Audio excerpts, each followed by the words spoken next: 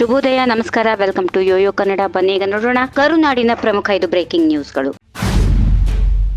ಮಾಜಿ ಮುಖ್ಯಮಂತ್ರಿ ಬಸವರಾಜ ಬೊಮ್ಮಾಯಿ ಅವರು ತವರು ಜಿಲ್ಲೆ ಹಾವೇರಿಯ ನಗರಸಭೆ ಅಧ್ಯಕ್ಷ ಸ್ಥಾನಕ್ಕೆ ನಡೆದ ಚುನಾವಣೆಯಲ್ಲಿ ಬಿಜೆಪಿ ಜಯಬೇರಿ ಬಾರಿಸುವುದರ ಮೂಲಕ ಕಾಂಗ್ರೆಸ್ಗೆ ಮುಖಭಂಗ ಉಂಟು ಮಾಡಿದೆ. ಕಾಂಗ್ರೆಸ್ ಬಹುಮತ ಇದ್ರೂ 6 ಕಾಂಗ್ರೆಸ್ ಸದಸ್ಯರು ಗೈರಾಗಿದ್ದು, ಬಿಜೆಪಿ ಬೆಂಬಲಿತ ಸದಸ್ಯರು ಅಧ್ಯಕ್ಷ ಮತ್ತು ಉಪಾಧ್ಯಕ್ಷ ಸ್ಥಾನಕ್ಕೆ ಆಯ್ಕೆಯಾಗಿದ್ದಾರೆ.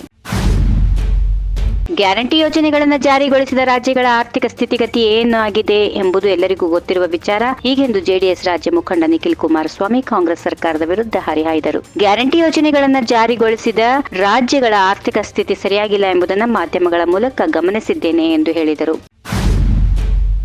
ರಾಜ್ಯ ಕಾಂಗ್ರೆಸ್ ಸರ್ಕಾರದ ಮಹತ್ವದ ಗೃಹಲಕ್ಷ್ಮಿ ಯೋಜನೆಯ ಫಲಾನುಭವಿಗಳಿಗೆ ರಾಜ್ಯ ಸರ್ಕಾರವು ಸಿಹಿ ಸುದ್ದಿ ನೀಡಿದ್ದು, ನಾಳೆ ಅಥವಾ ನಾಡಿದ್ದು ಗೃಹಲಕ್ಷ್ಮಿ ಯೋಜನೆಯ 12 ಮತ್ತು 13ನೇ ಕಂತಿನ ಹಣ ಬಿಡುಗಡೆಯಾಗುವ ಸಾಧ್ಯತೆಗಳಿವೆ. ತಾಂತ್ರಿಕ ಸಮಸ್ಯೆಯ ಹಿನ್ನೆಲೆಯಲ್ಲಿ ಗೃಹಲಕ್ಷ್ಮಿ ಹಣ ಬಿಡುಗಡೆ ಆಗಿಲ್ಲ ಎಂದು ಇಲಾಖೆ ತಿಳಿಸಿದ್ದು, ಸದ್ಯ ತಾಂತ್ರಿಕ ಸಮಸ್ಯೆ ಪರಿಹರಿಸಲಾಗಿದ್ದು, ನಾಳೆ ಅಥವಾ ನಾಡಿದ್ದು ಗೃಹಲಕ್ಷ್ಮಿ ಹಣ ಖಾತೆಗೆ ಜಮಾ ಆಗುವ ಸಾಧ್ಯತೆಗಳಿವೆ. ಈ ಬಗ್ಗೆ ಮಾಹಿತಿ ನೀಡಿರುವ ಸಚಿವೆ ಲಕ್ಷ್ಮೀ ಹೆಬ್ಬಾಳ್ಕರ್, ಎಲ್ಲಾ ಜಿಲ್ಲೆಗಳಿಗೆ 11ನೇ ಕಂತು ಹಣ ಬಿಡುಗಡೆಯಾಗಿದ್ದು, 4-5 ದಿನಗಳಲ್ಲಿ 12ನೇ ಹಾಗೂ 13ನೇ ಕಂತಿನ ಹಣ ಬಿಡುಗಡೆ ಮಾಡಲಾಗುತ್ತಿದೆ ಎಂದು ಹೇಳಿದರು.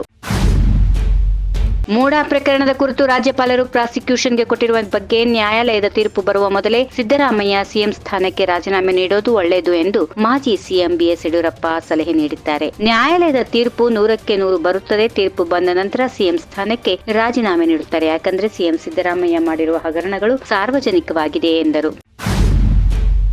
5 ವರ್ಷವೂ ಸಿದ್ದರಾಮಯ್ಯ ಅವರೇ ಮುಖ್ಯಮಂತ್ರಿ ಆಗಿರುತ್ತಾರೆ, ಹೀಗೆಂದು ಎಐಸಿಸಿ ಅಧ್ಯಕ್ಷರು ಸೇರಿದಂತೆ ದೆಹಲಿ ಹೈಕಮಾಂಡ್ ಸ್ಪಷ್ಟ ಸಂದೇಶ ರವಾನಿಸಿದೆ. ಉಪಮುಖ್ಯಮಂತ್ರಿ ಡಿಕೆ ಶಿವಕುಮಾರ್, ಶಾಸಕರು ಕೂಡ ಇದನ್ನೇ ಹೇಳಿದ್ದಾರೆ. ಹೀಗಾಗಿ ಸಿದ್ದರಾಮಯ್ಯ ಅವರೇ 5 ವರ್ಷವೂ ಮುಖ್ಯಮಂತ್ರಿ ಎಂದು ಸಂಸದ ಡಿಕೆ ಸುರೇಶ್ ಹೇಳಿದ್ದಾರೆ. ಬಿಜೆಪಿ, ಜೆಡಿಎಸ್ ಅವರು ಕೂಡ ಮುಖ್ಯಮಂತ್ರಿ ಹುದ್ದೆ ಆಕಾಂಕ್ಷೆ ವ್ಯಕ್ತಪಡಿಸಿದ್ದಾರೆ. ಮಾಧ್ಯಮಗಳಲ್ಲಿ ಸುದ್ದಿ ಸಿಗಬೇಕು ಎಂಬುದು ಬಿಟ್ಟು ಬೇರೇನೂ ಇಲ್ಲ ಎಂದು ಹೇಳಿದರು. If you like this video, ಬೇಗ ಲೈಕ್ ಮಾಡಿ, ಕಾಮೆಂಟ್ ಮಾಡಿ, ಶೇರ್ ಮಾಡಿ ಹಾಗೂ ಯೋಯೋ ಟಿವಿ ಕನ್ನಡವನ್ನು ಸಬ್ಸ್ಕ್ರೈಬ್ ಮಾಡಿ.